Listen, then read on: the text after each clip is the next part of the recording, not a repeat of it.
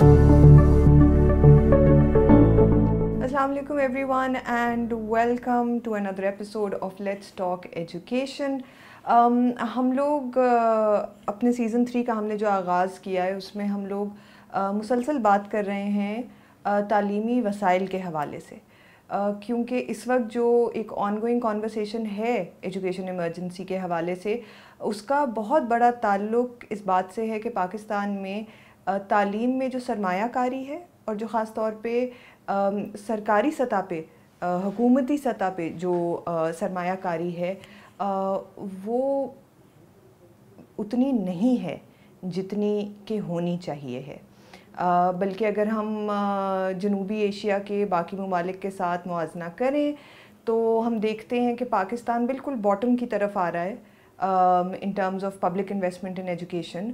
और क्योंकि हम इन्वेस्ट नहीं कर रहे, सरमायाकारी नहीं कर रहे तालीम में, तो बहुत सारे जो मसाइल हैं वो उन लैक ऑफ रिसोर्सेज के साथ अनफॉर्चुनेटली जुड़े हुए हैं, क्योंकि ज़ाहिर है जब तक हम स्पेंड नहीं करेंगे किसी चीज़ पे तो हम उससे कितना आउटकम ले सकते हैं। आज की जो हमारी गुफ्तगू का महवर होगा, हमारे साथ जो दो गेस्ट्स मौजूद हैं, हमारे साथ मौजूद हैं बिलाल अज़ीज़ साहब जिनका ताल्लुक़ जायका से है। वो जायका में प्रोग्राम स्पेशलिस्ट हैं on youth and adult literacy.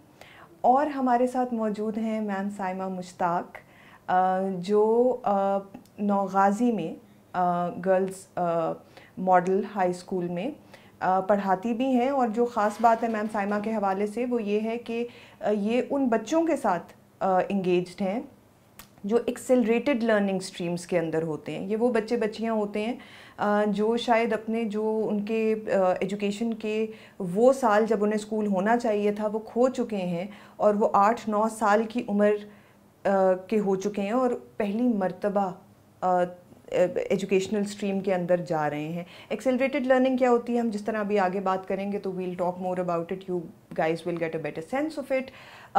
Bilal साहब का हमारे साथ होने की जो इम्पोर्टेंस है वो ये है कि अभी जो हम वसाइल की बात कर रहे थे कि वसाइल की कमी है, तो बहुत सारे इंटरनेशनल पार्टनर्स हैं इस वक्त जो हुकूमत का हाथ बटा रहे हैं और जो वसाइल का एक बहुत बड़ा फुकदान है उस गैप को ब्रिज करने की कोशिश कर रहे हैं। बिलाल साहब, मेरा पहला सवाल भी आपसे है इस हवाले से। अकल जायका का इस वक्त फ्लैगशिप प्रोग्राम है तालीम के हवाले से जो पाकिस्तान में अब काफ़ी सालों से चल रहा है, और मुझे पता है कि इसकी वजह से कितना बड़ा एक पुश, एक बूस्ट मिला है एजुकेशन सेक्टर को पाकिस्तान में, और ख़ास तौर पे उन बच्चे बच्चियों को जो या स्कूलों से ड्रॉप आउट हो चुके थे किसी वजह से, या उन्होंने सिरे से कभी स्कूलों का रुख ही नहीं किया था और उनको एक सेकंड चांस मिल रहा है तालीम हासिल करने के हवाले से। बट आई वुड वांट कि आप इस पे प्लीज़ रोशनी डालिए और हमारी ऑडियंसेस को बताइए कि अकल प्रोग्राम क्या है और वो किस तरह सपोर्ट कर रहा है हुकूमत को इस वक्त। जी, thank you so much Riba, और थैंक यू मिस साइमा। बिल्कुल आपने बहुत अच्छा जो है इशू है या जो प्रॉब्लम है उसको रेज किया है। पाकिस्तान में एजुकेशन इमरजेंसी जो है वो डिक्लेयर की गई है from the prime minister of Pakistan. तो as you mention in your intro part, Pakistan के अंदर ये जो इशू है, और उसको अगर हम इस तरह से अगर देखें कि सिर्फ बच्चों के हवाले से, या वैसे तो ये बच्चों से बियॉन्ड है। टोटल पॉपुलेशन अगर हम पाकिस्तान की देखें तो उसमें 26.2 मिलियन बच्चे अभी भी, जो लेटेस्ट फिगर्स हैं ministry of education government of Pakistan के, उसके मुताबिक 5 to 16 ईयर्स एज के बच्चे जिनकी उम्र 5 से 16 साल है वो स्कूल्स में नहीं है। इसमें बहुत सारे बच्चे ऐसे हैं जो कि नेवर गो टू स्कूल हैं, लेकिन बहुत सारे ओवर एज्ड बच्चे ऐसे भी हैं जो ड्रॉप्ड आउट हैं, जो स्कूल गए लेकिन due to various reason they could not complete their education और वो ड्रॉप आउट हो गए।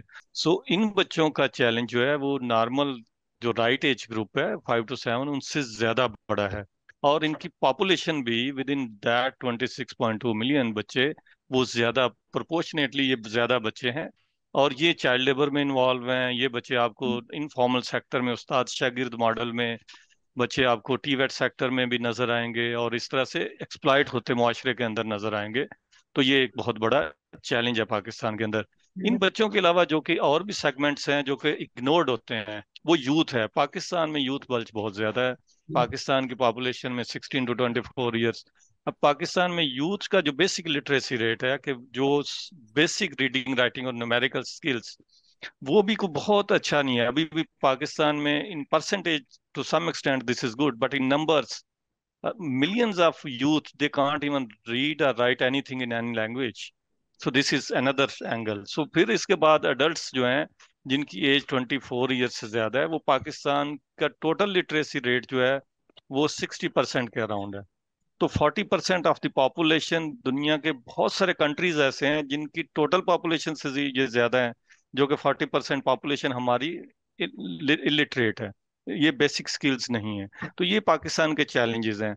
इसमें बहुत सारी इंटरवेंशंस हुई, बहुत सारे काम हुए, लेकिन जायका का जो प्रोग्राम जिसका आपने जिक्र किया, एडवांसिंग क्वालिटी अल्टरनेटिव लर्निंग, पहले तो मैं थोड़ा सा इससे पहले ये कि पाकिस्तान के अंदर जैसे नई रोशनी स्कूल्स के नाम से हुए, पाकिस्तान के अंदर पाकिस्तान लिटरेसी कमीशन के नाम से इस तरह community based non formal education के स्कूल्स चलते रहे हैं। लेकिन इशू ये रहा है कि रेलेवेंस टू एजुकेशन, उन बच्चों की रिटेंशन, उनकी कंटिन्यूटी, उनकी फर्दर, क्योंकि ओवर एज्ड हैं तो, और उनके चैलेंजेस डिफरेंट है, लाइवलीहुड के इकोनॉमिक चैलेंजेस हैं, तो उसके लिए उनके एज अप्रोप्रिएट सोल्यूशन और उनके नीड बेस्ड और उन रेलेवेंट टू देयर फैमिली और देयर फ्यूचर। अब इसमें जो ज्यादा हमारा द गवर्नमेंट्स फेडरल और रेलिवेंट जो प्रोविंशियल काउंटर पार्ट्स हैं, कि उनके सिस्टम डेवलप हों, कि करिकुलम के ऊपर काम हो नीड बेस्ड इन बच्चों के लिए, और वो equivalent to be on to the formal education, because they have to mainstream, they have to continue their education. फिर इसके लिए इन बच्चों और बच्चियों के लिए कंडेंस्ड कोर्सेज तो हों, लेकिन कंप्रोमाइज ना हो। उनकी क्वालिटी ऑफ एजुकेशन को किस तरह से उनके लर्निंग एनवायरनमेंट और उनका जो प्रायर नॉलेज होता है उसके ऊपर बिल्डअप किया जाए इसको, that was the beauty of this program. फिर इसकी असेसमेंट, असेसमेंट नॉट एग्जामिनेशन, जो कि मिक्स कर दिया जाता है हमारे कंट्री में। बच्चे जो हैं, खास तौर पर आजकल के जो बच्चे हैं और जो स्ट्रीट स्मार्ट बच्चे हैं, they are full of knowledge or skills, you can say, just need to explore and build based on that, to keep them on the track and to provide them the opportunities to continue education. So ये कुछ national level पर काम किए हमने, provincial level पर काम किए हैं, और इसमें करिकुलम डेवलप हुए हैं, मटेरियल्स नीड बेस्ड डेवलप हुए हैं, असेसमेंट मैकेनिज्म है, और सबसे अहम जो अभी हमने एक पायलट किया कि इन बच्चों की कंटिन्यूटी को इंश्योर करने के लिए और relevant to their needs, actually middle tech के नाम से एक्सेलरेटेड लर्निंग प्रोग्राम इसमें इंट्रोड्यूस करवाया, so that they can adopt this technical vocational education, they can certify that, or they can go for better livelihood opportunities. So in nutshell these are the solutions। और इसी तरह से youth और adults के लिए भी हम टेक्नोलॉजिकल सॉल्यूशंस के साथ कि as early as possible they can become literate, जो उनका वर्किंग एनवायरनमेंट है, वर्क प्लेसेस हैं, वहां पर कैसे वो कंट्रीब्यूट करके अपना नॉट ओनली के बेसिक एजुकेशन को इम्प्रूव करें, बल्कि अपनी इनकम को भी कैसे इन्हांस करें, और अपनी फैमिली और अपने कंट्री के लिए भी कैसे सपोर्टिव हो। So this is the crux of our फ्रॉम अकल projects. Thank you so much Bilal sahab. आपने इस वक्त जो हमें अकल प्रोग्राम और ओवरऑल जो जायका की कंट्रीब्यूशन है इस वक्त पाकिस्तान के एजुकेशन सेक्टर में, वो यकीनन बहुत सिग्निफिकेंट है। मैं अक्सर फोरम्स पे कहती हूँ कि जो एक्सेलरेटेड लर्निंग प्रोग्राम को जिस तरह से जायका सपोर्ट कर रहा है, और उस पूरे प्रोग्राम की में जो इन्वेस्टमेंट है, अगर मैं उसको ना भी देखूं, उसके सारे एस्पेक्ट्स को ना भी देखूं, सिर्फ जो पैकेज ए, पैकेज बी, पैकेज सी की जो टेक्स्ट बुक्स बन के प्रिंट होके आ रही हैं, जो बच्चों में मुफ्त तकसीम हो रही हैं, वो इतना बड़ा कंट्रीब्यूशन है। और मैं अक्सर फोरम्स पे ये कहती हूँ कि मुझे डर लगता है उस दिन से जिस दिन जायका कहेगा कि अकल प्रोग्राम तो कंप्लीट हो गया, तो उस दिन हम लोग क्या करेंगे। तो और हम क्योंकि अकल प्रोग्राम की के हवाले से इस वक्त गुफ्तगू कर रहे हैं, और किस तरह से एक इंटरनेशनल सपोर्ट और इन्वेस्टमेंट जो है वो एक इम्पॉर्टेंट पुश दे रही है हमारे एजुकेशन सेक्टर को, तो हम मैम साइमा के पास जाना चाहते हैं। क्योंकि मैम जो बच्चियाँ गर्ल्स स्कूल है जिसमें आप पढ़ा रही हैं, जो बच्चियाँ इस वक्त बेनिफिट कर रही हैं इस एक्सेलरेटेड लर्निंग प्रोग्राम से, उसका ताल्लुक डायरेक्टली वो जो पैकेज ए, पैकेज बी आप रिक्वेस्ट भेजती हैं कि मुझे पैकेज ए की इतनी वर्क बुक्स चाहिए, पैकेज बी की, तो वो वही हैं जो जायका इस वक्त हमें प्रिंट करके दे रहा है। एंड देन हम आपसे, वो हम कहते हैं ना, from the horse's mouth we want to know कि एक तो होती है प्लानिंग, एक होती है इन्वेस्टमेंट, और एक होता है फिर ऑन ग्राउंड इम्पैक्ट, कि क्या फ़र्क पड़ रहा है इस इन्वेस्टमेंट से बच्चियों की ज़िंदगी में। अब आप तकरीबन 3 साल से तो इस प्रोग्राम के साथ एसोसिएटेड हैं, तो आपकी जो फ्रॉम द ग्राउंड जो ऑब्जर्वेशन हैं, प्लीज़ वो ज़रूर शेयर करिए। जी, मैं मरीबा, सबसे पहले तो आपका बहुत बहुत शुक्रिया, और आपके हवाले से आज हमारी सर बिलाल से मुलाकात हुई, इनका भी बहुत बहुत शुक्रिया। इससे पहले मैम के मैं आपको ये बताऊं कि ऑन द ग्राउंड लेवल पे हमें इसका क्या फायदा हुआ, मैं आपको थोड़ा सा और मेंशन करना चाहूंगी। जैसे कि सर बिलाल ने बहुत खूबसूरती से बताया, लेकिन फिर भी मैं थोड़ा सा मेंशन करना चाहूंगी, क्योंकि मैं इस फील्ड में हूँ, पिछले 3-4 साल से इन बच्चों को पढ़ा रही हूँ, कि इस सिस्टम में हमारे पास किन किन अकसाम के बच्चे को, किस किस लेवल के बच्चे मौजूद हैं। इसमें ऐसे पेरेंट्स के हमारे पास बच्चे मौजूद हैं जो कि ऑलरेडी गुर्बत के पिसे हुए पेरेंट्स हैं, जो कि भविष्य 2 वक्त का खाना अपने बच्चे को प्रोवाइड नहीं कर सकते। इसमें ऐसे पेरेंट्स के बच्चे मौजूद हैं जो कि एक जगह से दूसरी जगह, जिनका अपना कोई पर्सनल जाति ठिकाना मौजूद नहीं है, रहायश के लिए कोई जगह मौजूद नहीं है, या ऐसे बच्चे जो गुर्बत, ऐसे पेरेंट्स के बच्चे जिन्हें गुर्बत की वजह से अपने बच्चों के जो डॉक्यूमेंट्स वगैरह हैं, जैसे बी फॉर्म्स है, जैसे कोई आईडी है, वो कंप्लीट नहीं करवा सके, इस तरह के बच्चे, और ऐसे बच्चे जो बाज मजबूरी की वजह से जिनकी एज थोड़ी सी ज्यादा होगी, ऐसे बच्चों को सिस्टम कबूल नहीं करता। और जब सिस्टम कबूल नहीं करता तो फिर इन बच्चों को जैका जैसे एक प्लेटफॉर्म की जरूरत है। और अगर ये और जैका ने बहुत खूबसूरत एक मॉडल सेटअप के साथ इनको एक प्लेटफॉर्म, न सिर्फ प्लेटफॉर्म मुहैया किया, बल्कि तमाम तर स्टेशनरी मुहैया की। और जब ये बच्चे नोगजी में इस सिस्टम का आगाज आज से 4 साल पहले हुआ था, और जब, और ऑन द ग्राउंड लेवल पे अगर मैं आपको बताऊं, सबसे ज्यादा जो फायदा हुआ वो ये हुआ कि इन बच्चों की इनरोलमेंट में बेपना इजाफा हुआ। यानी कि 2020 से लेकर 2024 तक, अगर मैं आपको बताऊं कि कम 17 to 75%, एक 2020 में हमें लोगों के दरवाजे खटकाना पड़ते थे, हमें लोगों को कायल करना पड़ता था कि आपके बच्चे की उम्र अभी इतनी ज्यादा नहीं हुई है, अभी आपका बच्चा तालीमी मैदान में बहुत आगे जा सकता है, लेकिन पेरेंट्स नहीं एग्री होते थे। लेकिन 2024 में ये सिचुएशन है कि वालिदैन खुद अब अपने बच्चों को लेकर आ रहे हैं, ऐसे बच्चों को जिनकी एज थोड़ी सी ज्यादा हो गई है, और वो चाहते हैं कि उनका बच्चा भी बाकी बच्चों की तरह मेन स्ट्रीम में दाखिल हो और कुछ करके दिखाए। जब ये एएलसी के स्टूडेंट स्कूल्स में आए, इनको वही सहूलियात मिली जो कि एक मॉडर्न सेटअप के बच्चे को हासिल थी। इन बच्चों के कॉन्फिडेंस लेवल में इतना इजाफा हुआ कि ये बच्चे, वो बच्चे जो पीजी, जो बच्चा जब एक रेगुलर सिस्टम में आता है, जो काम ये वो बच्चा 6 साल में करता है, पीजी से लेकर 5 तक आने में, इन बच्चों का कॉन्फिडेंस लेवल इतना बहाल हुआ, इतने उसमें इतना इजाफा हुआ कि इन बच्चों ने उस काम को 2.5 साल में, पैकेज ए, पैकेज बी और पैकेज सी, ये 2.5 साल का एक पैकेज है, उन बच्चों ने इस प्रोग्राम को 2.5 साल में सर अंजाम दिया, और इतनी खूबसूरती से अंजाम दिया कि बहुत से लोग हैरान रह गए। मेरे पास जो है इन 3-4 सालों में मेरी जो है लाइफ बेपनाह मिसालों से, आउट एएलसी की स्टूडेंट्स की बेपनाह मिसालों से भरी हुई है। मैं आपके साथ सिर्फ 2-3 कोशिश करूंगी कि छोटी छोटी मिसालें शेयर करना चाहूंगी। साइंस फ्यूज एक एनजीओ है, उसकी तरफ से साइंस के सब्जेक्ट्स का एक मुकाबला रखा गया, और इसी तरह उसी ईयर्स में स्पोर्ट्स का एक मुकाबला डिस्ट्रिक्ट लेवल पर तहसील पे। आप ये सुनकर हैरान होंगी कि स्कूल जो मेन स्ट्रीम की बच्ची थी, जो बच्ची अप्रिसिएशन कार्ड लेकर आई और अपने गले में लॉकेट डालकर आई, वो अगरचे मेरे स्कूल में 900 से अबव, जो रेगुलर सिस्टम की तादाद है वो 900 से अबव थी, लेकिन जिस बच्ची ने वो अप्रिसिएशन का कार्ड लिया, साइंस फ्यूज के मुकाबले में हिस्सा लिया, उसके गले में लॉकेट था, वो आउट ऑफ स्कूल चिल्ड्रन से गई हुई बच्ची थी। इसी तरह जिसका नाम जाकरा था, जाकरा। और इसी तरह जो मुकाबले हुए सेक्टर लेवल पर, इस्लामाबाद के सेक्टर लेवल पर रैकेट शटल और टेबल टेनिस के जो मुकाबले हुए, आप हैरान रहेंगी कि आउट ऑफ स्कूल चिल्ड्रन की एक बच्ची इनाम लेकर वापस आई, सेकंड पोजीशन ली उसने उन मुकाबलों में। पलविशा अब्दुल रहमान, अलविशा गौसर रहमान, जो उस वक्त 7th क्लास की स्टूडेंट थी। और जब आप बिलीव करें कि उन 9 बच्चों के सामने पूरे स्कूल में जब स्टेज पर वो अनाउंसमेंट चल रही थी कि इन 2 बच्चियों ने ये कारनामा स्कूल के सर फखर से बुलंद किया और ये कारनामा अंजाम दिया। Thank you ma'am Saima. आपकी जो स्टोरीज थी वो इतनी हार्ट वार्मिंग थी, और मुझे अंदाज़ा था कि मेरे पास बिलाल साहब के लिए बहुत सारे सवाल हैं, लेकिन आप इतने जोशो खरोश के साथ ये स्टोरी सुना रही थी और इतना मज़ा आ रहा था सुनने में कि फिर आई डेंट फील राइट कि मैं आपको इंटरप्ट नहीं करूं। आपकी बातों से और बिलाल साहब जो अभी आपने भी बात की सस्टेनेबिलिटी के हवाले से, मेरा आपसे टू फोल्ड सवाल है।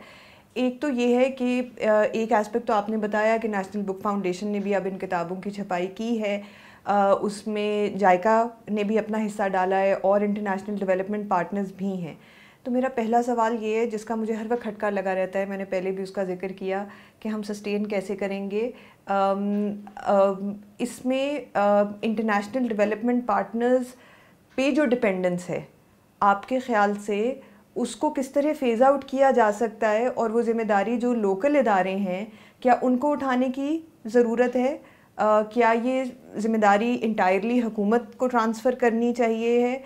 क्या ऐसा लाहे अमल हो कि ये जो सिलसिला चला है उन बच्चियों को स्कूलों में लाने का जो पहले नहीं थे, ये रुके नहीं और ये स्ट्रेंथ पकड़ता जाए? तो ये पहला सवाल है, इसके बाद मैं अगले पे आती हूँ। बिल्कुल सही, बहुत शुक्रिया। और मिस साइमा का खास तौर पर, इन्होंने बहुत ज़बरदस्त स्टोरीज देखें, these are the role models actually. और ये बड़ी खुशी होती है कि इस तरह की सक्सेस स्टोरीज सुनकर, कि देखें ये तालीम से या इल्म से आप लोगों की ज़िंदगियों में कैसे रोशनी ला रहे हैं और उनको जहालत के अंधेरों से दूर कर रहे हैं। So these are the role models, और इन बच्चों की वजह से या बच्चियों की वजह से उनकी सिस्टर, सिबलिंग्स, नेबर्स और लोग अट्रैक्ट होते हैं। बिल्कुल, you are very rightly pointed it out. JICA under ACAL project provided this support, not only the development of curriculum materials, but to some extent we provided textbooks as well. But very rightly pointed out कि ये continue कैसे रहे और sustainability इसकी कैसे ensure हो, this is big question for us as well. उसके लिए एक तो हमने रिसेंटली डेवलपमेंट ये है कि नेशनल बुक फाउंडेशन, जो कि यहाँ का फेडरल टेक्स्ट बुक बोर्ड भी है, उनके साथ किया थ्रू मिनिस्ट्री ऑफ एजुकेशन, कि उन्होंने बल्क में प्रिंट किए हैं ALP प्राइमरी की books, package A, B and C। अब ये बुक्स जो हैं वो ऑर्गेनाइजेशंस के लिए लो कॉस्ट अवेलेबल हैं और इंडिविजुअल्स के लिए भी, just like formal education text books. So anybody can purchase from the national book foundation. और उसकी कॉस्ट हमने कोशिश ये की है कि बहुत नॉमिनल हो। इनिशियली जायका ने भी उसमें कुछ कंट्रीब्यूट किया है, कुछ और भी डेवलपमेंट पार्टनर्स का कंट्रीब्यूशन उसमें शामिल है, लेकिन जैसे जैसे ये बल्क में प्रिंट होती जाएंगी तो इसकी cost as compare to the formal education भी लेसर देन दैट प्राइस होगी। बिकॉज इन फॉर्मल एजुकेशन आपके 6 ग्रेड्स हैं प्राइमरी एजुकेशन के, तो वहां पर around 30 books you have to purchase to complete the primary education 5-6 grades. यहाँ पर जो है ये 3 पैकेजेस हैं, A, B एंड C, तो टोटल जो आपकी नंबर ऑफ बुक्स हैं वो 14 हैं, तो लेसर देन ऑलमोस्ट 50%।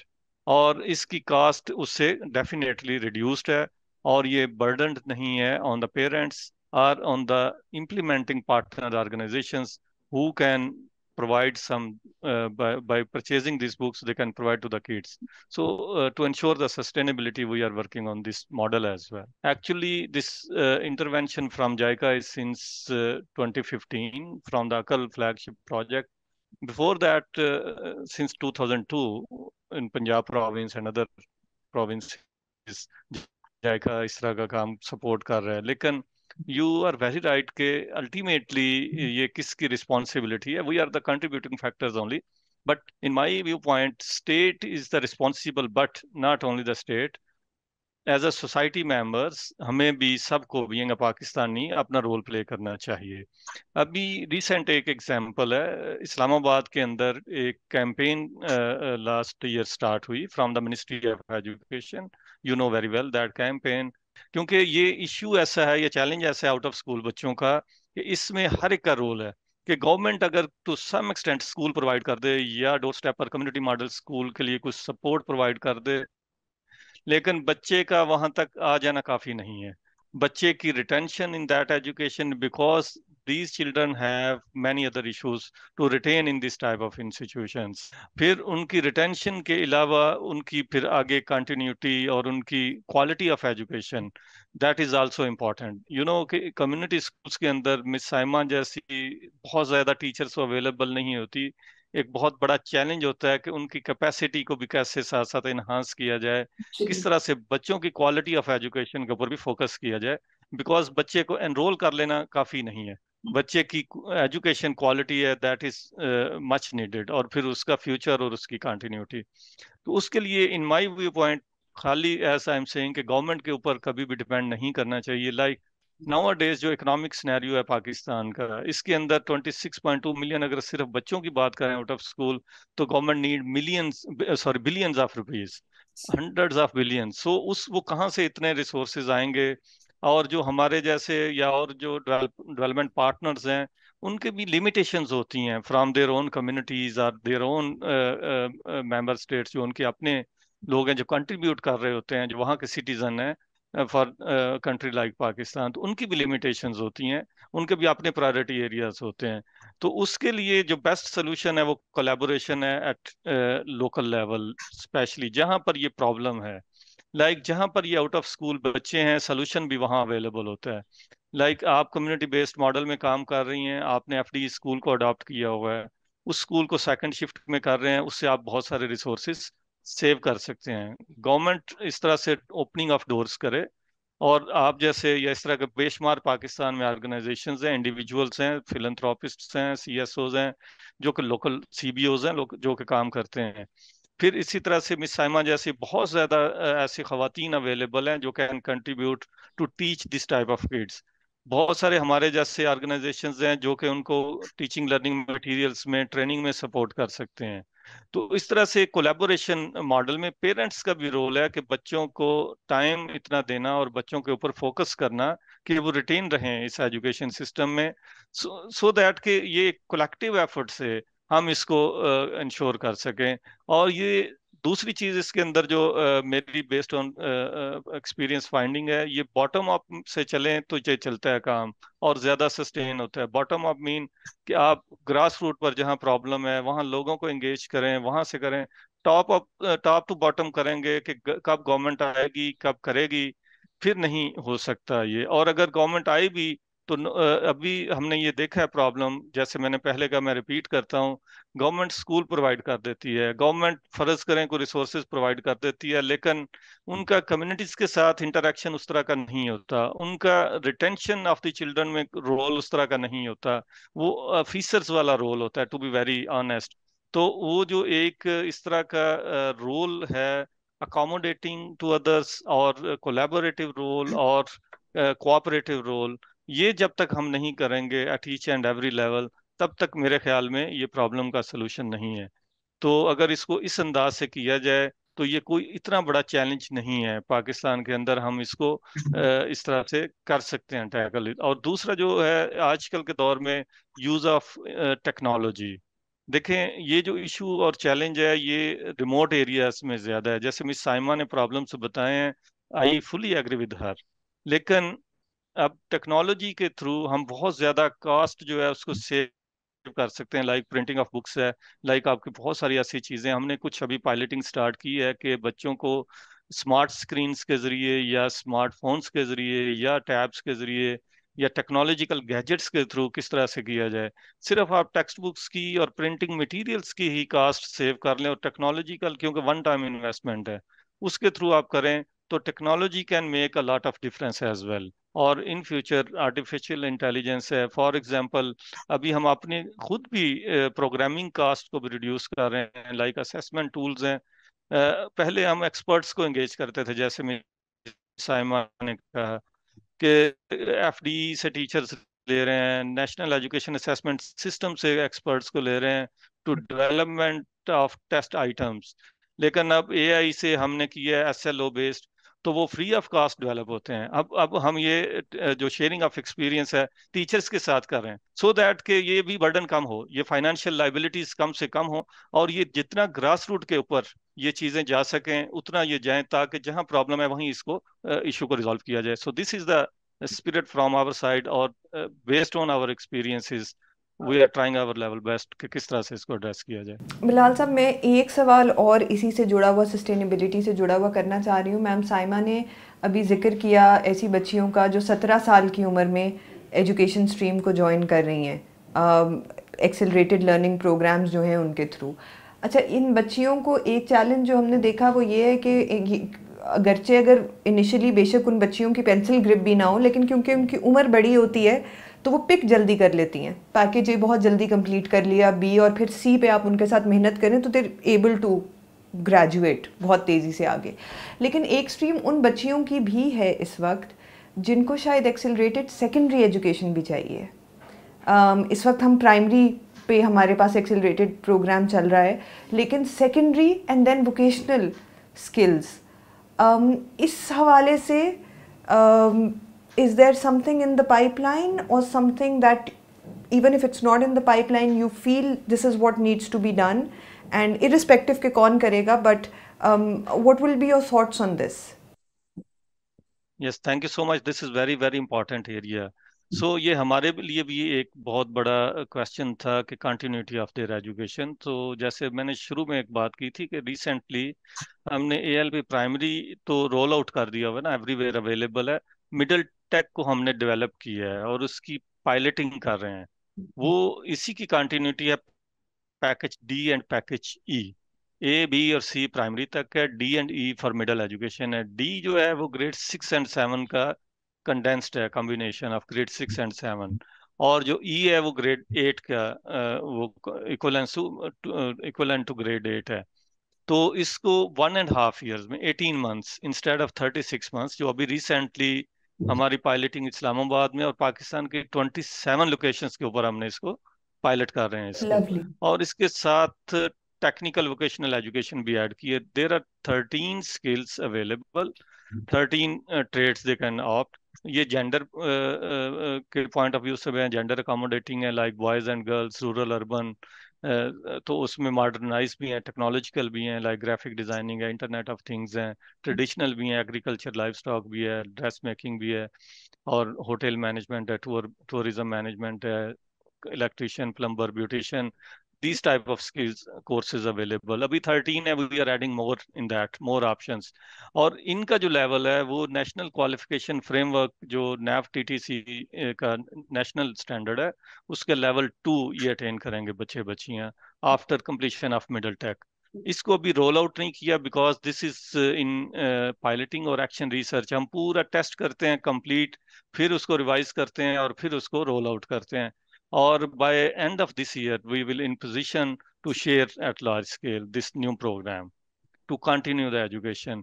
आगे इसका जो आपने सेकेंडरी का कहा, तो अभी रिसेंटली जायका ने इसको इस तरह से भी लिया है कि एक नेक्स्ट 5 years प्रोजेक्ट अकल की ही कह लें, फेज 3 होगा या इससे मिलता जुलता टिल 2030, उसमें हम इसको सेकेंडरी और हायर सेकेंडरी तक भी लेकर जाएंगे। लाइक ये मैट्रिक टेक भी होगा, अभी रिसेंटली गवर्नमेंट ने किया हुआ फॉर्मल एजुकेशन के लिए, लेकिन हम उसको ALP मैट्रिक टेक और उसका जो डिप्लोमा ऑफ एसोसिएट इंजीनियरिंग है। यहाँ मैं ये थोड़ा ये भी बताता जाऊँ कि डिप्लोमा ऑफ एसोसिएट इंजीनियरिंग जो कि पाकिस्तान में मैट्रिक के बाद 3 years है, वो भी जायका ने ही 20-25 साल पहले सपोर्ट किया था और इसको काफ़ी एडवांस किया था। तो अभी इस इन आउट ऑफ स्कूल बच्चों के लिए हम इसको डिप्लोमा ऑफ एसोसिएट इंजीनियरिंग के लेवल तक इन बच्चों को साथ लिंक अप करने की ट्राई कर रहे हैं। तो अभी इस स्टेज के ऊपर middle tech is ready, by end of this year we will roll it out और we will share at large. Thank you so much Bilal sahab. जो आपने इस वक्त बातें की हैं ये they were very very encouraging. मुझे अंदाज़ा था कि सेकेंडरी लेवल पे एक एक्सेलरेटेड कोर्स जो है जायका के लिए वो एक पाइपलाइन में है, it is in the works. कुछ मुझे टेक्निकल एंड वोकेशनल ट्रेनिंग के हवाले से भी I had a little bit of sense, but I am so grateful कि आपने इतने अच्छे तरीके से अनपैक किया। जो आपने 13 स्किल्स बताई हैं और इसमें मज़ीद भी ऐड होनी है। This is very encouraging. बहुत सारे हमारे पास ऐसे बच्चे बच्चियाँ आते हैं जिनके वालिदैन उनकी एक परेशानी ये होती है कि ठीक है लिखना पढ़ना तो आ जाएगा, लेकिन कमा के खाएंगे क्या, कहाँ से ये बच्चे बच्चियाँ बाद में। And so for them this is a big deal. Ma'am, आपसे जो मेरा बिल्कुल जाते जाते आज के एपिसोड के अख्ताम से पहले जो मैं सवाल पूछना चाहती हूँ कि आपने बहुत सारे ख़ूबसूरत एग्ज़ाम्पल्स दिए हैं अपनी ऑब्ज़र्वेशंस जो आपकी काविशें नहीं हैं, किस तरह बच्चियों की ज़िंदगी आपने तब्दील की है, तब्दील होते हुए देखी है तालीम की वजह से। As a teacher and as a teacher working in an environment जहाँ पे वसाइल की बहुत तंगी है इस वक्त, मैं चाहती हूँ कि आप इस पॉडकास्ट के तवस्सुत से अगर बताना चाहें कि हुकूमती सरमायाकारी तालीम के अंदर किन किन जगहों पे आप चाहेंगी कि निशानदही करना चाहेंगी कि सरमायाकारी कहाँ होनी चाहिए है, ख़ास तौर पे स्कूल की सतह पर जहाँ पे वसाइल हुकूमत को बढ़ाने की ज़रूरत है ताकि क्वालिटी एजुकेशन और जो बच्चे बच्चियों की ज़िंदगी पे जो उस तालीम का इम्पैक्ट है वो इन्हांस हो सके। इस सिलसिले में मैं आपको अपना पॉइंट ऑफ व्यू जो बताना चाह रही हूँ, क्योंकि वैसे टीचर इस टाइम जिन शोबों में मुझे problems as a school teacher मुझे प्रॉब्लम्स सामने नजर आ रही हैं, मैं उन्हीं प्रॉब्लम्स को आपके सामने शेयर करना चाहूंगी। सबसे पहले जिस एरिया में मैं हूँ, नुगजी का जो एरिया है, इसको अराउंड में तकरीबन इसके अराउंड 15 से 20 देहात मौजूद हैं जिनके बच्चों को ये एक स्कूल लगता है। और वो स्कूल प्राइमरी कुछ देहात में प्राइमरी लेवल की एजुकेशन मौजूद है, लेकिन कुछ देहातों में नहीं है। अगर ये जो आउट ऑफ स्कूल चिल्ड्रन है, जो नुगजी के जो स्टूडेंट्स हैं, उनको तो ये सहूलत मौजूद है आउट ऑफ स्कूल चिल्ड्रन की कि वो शाम की क्लासेस अटेंड कर सकते हैं, लेकिन क्या इसके अराउंडेड मौजूदा वो जो देहात है, क्या उन देहातों में आउट ऑफ स्कूल चिल्ड्रन की एजुकेशन की सहूलत मौजूद है?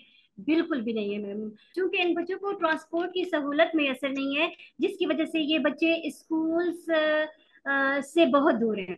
या तो गवर्नमेंट इस सेक्टर पर सरमायाकारी करे कि अराउंडेड के देहात में बच्चों को ये सहूलत फराहम करे ताकि ये बच्चे स्कूल तक आए।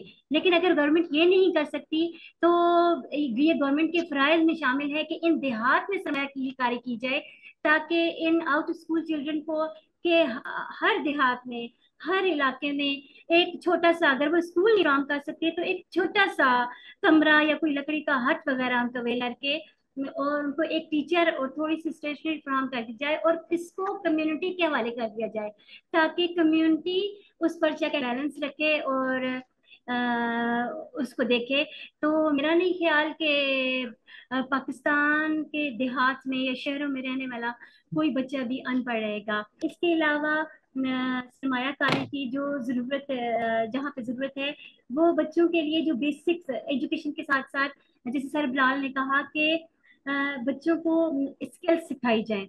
बेसिक एजुकेशन के साथ साथ बच्चों की स्किल्स सिखाने पे सरमायाकारी की जाए, ताकि ये बच्चे माशरे पर बोझ ना बने बल्कि माशरे का बोझ उठाने वाले बने। और इसके अलावा बच्चों को जो स्टेशनरी फराहम की जाती है उसमें स्पेशल में एक चीज पे रोशनी डालना चाहूंगी कि जो नोट्स बुक्स हैं वो बच्चों की जो है वो बहुत मतलब कम मिकदार में बच्चों को फ्राहम की जाती हैं कि वो पूरा साल बच्चे ने उसको यूज करना होता है। बच्चे की फितरी आदत है, बच्चा जो पढ़ता है उसको लिखने की कोशिश करता है, तो ज्यादा से ज्यादा स्टेशनरी पर तवज्जो दे सरमाया करनी चाहिए। और इसके अलावा सबसे बेसिक चीज जो मैं आज आपको बताना चाहती हूँ, बहैसियत टीचर, क्योंकि हर स्कूल में ये अलग अलग सेशन है। पैकेज ए अलग सेशन है, पैकेज बी एक अलग सेशन है और पैकेज सी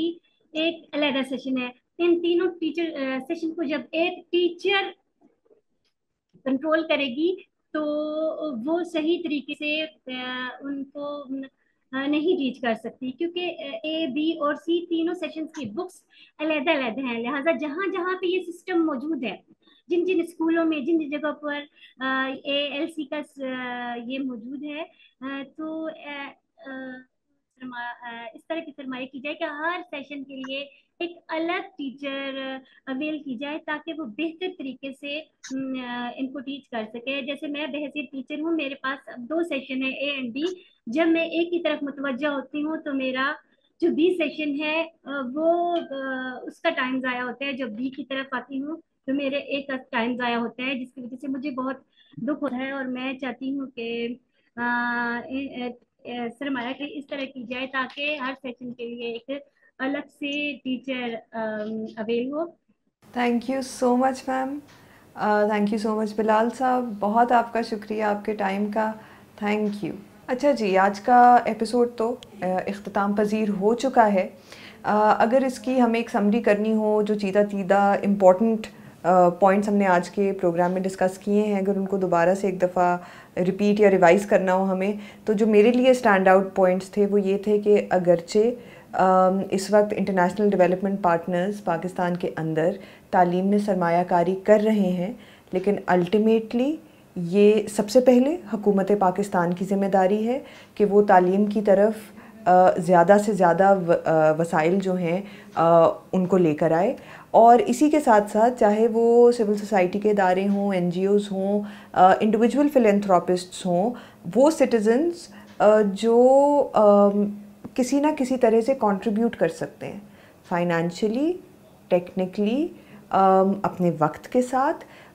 तो इस वक्त जो एक एक्चुअल तालीमी इमरजेंसी, एजुकेशन इमरजेंसी पाकिस्तान को लाहक है, अगर हमें इसको ओवरकम करना है, अगर जो ये जो 26 मिलियन आउट ऑफ स्कूल बच्चों का एक बहुत बड़ा नंबर, दुनिया में सबसे ज़्यादा आउट ऑफ स्कूल बच्चे इस वक्त पाकिस्तान में, अगर हमें इस चैलेंज को ओवरकम करना है तो we will absolutely have to combine all our forces, all our powers, and only then a solution is possible. At the same time, ma'am Saima जैसे रोल मॉडल्स भी हमारे पास मौजूद हैं जिस वक्त ऑन ग्राउंड प्रैक्टिकली बच्चे और बच्चियों की ज़िंदगियों में तालीम के ज़रिए चेंज लेकर आ रहे हैं, और जिन वसाइल की कमी की तरफ मैम साइमा ने निशानदही की। हम जब भी तालीम में सरमायाकारी की बात करते हैं, ख़ास तौर पे हुकूमती सतह की जो सरमायाकारी है, तो इन एस्पेक्ट्स को जहन में रखना ज़रूरी है, जिसमें टॉप ऑफ द लाइन ये है कि स्कूल ज़्यादा होने चाहिए। ऐसा नहीं होना चाहिए कि 10 देहातों को एक स्कूल लग रहा है। इसी तरह से अगर फौरी तौर पे स्कूल खड़ा करना मुमकिन नहीं है, तो एक बहुत देरीना जो रिक्वेस्ट, डिमांड बार बार सालों से हम टीचर्स की तरफ से, कम्युनिटीज़ की तरफ से सुन रहे हैं, वो फ्री ट्रांसपोर्ट फैसिलिटी की है, ख़ास तौर पे बच्चियों के लिए, जिनके लिए एक एडिड लेयर होती है कि जब वो घर से बाहर निकलती हैं तो उनकी सेफ्टी और सिक्योरिटी के बहुत मसाइल होते हैं, लड़कों के भी होते हैं, लेकिन बच्चियों की मोबिलिटी में ये एक बहुत बड़ा क्वेश्चन मार्क होता है कि क्या वो घर से बाहर निकलेगी स्कूल जाने के लिए, तो क्या वो महफूज होगी या नहीं होगी। तो जो फ्री ट्रांसपोर्ट है, इसमें इन्वेस्टमेंट और बहुत तेज़ी से हमें चाहिए।